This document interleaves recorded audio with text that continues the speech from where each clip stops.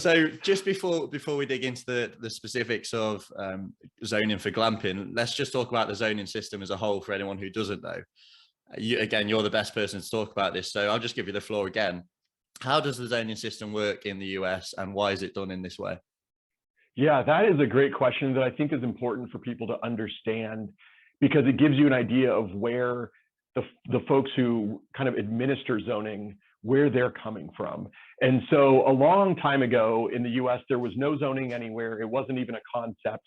And what could happen is you could have your house either in a town, in a semi-rural area, or all the way out in the middle of nowhere. And someone could buy the land next to you and put in the worst, most noxious, horrible, use you could think of. They could be, running, it could be a slaughterhouse. They could be some sort of industrial facility that had horrible smells, toxic chemicals, odors, fumes, noise, all of that stuff.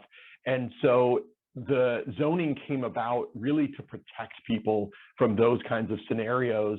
And the idea of zoning that separates these uses was to create areas that were more compatible with each other, and then allow you to also kind of segregate the uses nobody wants around. Fast forward a couple hundred years to now, zoning is very, very different. It still serves that purpose, but as laws tend to do over time, it's been iterated and iterated and iterated and changed, so that now, where once they used to just say you can't put a slaughterhouse next to this family's home, it goes down to setbacks, to uses, to building heights, to what you can use, what kind of accessory uses to your primary use you can have. They've regulated things through zoning to a degree that I personally think is way farther than it was ever meant to go.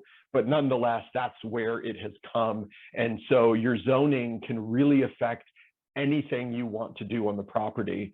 And an important thing to remember about zoning, I think for people that are fairly new to it, is that for every zoning district, there's a list of things you're allowed to do. If what you want to do isn't in that list, then you cannot do it. And so it's one of those where it has to be specifically in the list, otherwise it is specifically prohibited. And for those who don't know, when we talk about zones, what exactly do we mean by that? Yeah, so good question. Zoning is broken down into districts, and every county or city, or in some places there's still parishes, will have a zoning district applied to whatever property you're looking at or that you own. And that district will have a name, and in that name, under that, it'll have all the regulations about what you can do there, where you can and can't do it, and all of those details. It'll also often in the zoning ordinance go farther to say, you can do this if, and those ifs are where it gets a little more tricky, and there may be other approvals you need. But your zoning district is kind of your classification for what you can and can't do on your property.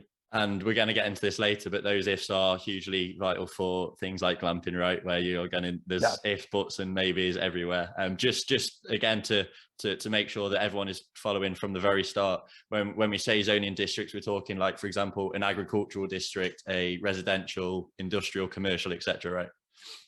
Yeah, exactly. Usually those are the high level: industrial, commercial, and residential. And then within those, you have varying levels of kind of intensity. So, your low level industrial will allow some things that might be totally within a building, and they're industrial, but only kind of, you can't see them, to the most intense use, which will be, open yards and construction and that sort of thing. And for residential, you'll go from, several acres or an acre size minimum parcel to, high density multifamily stuff, apartments and whatnot.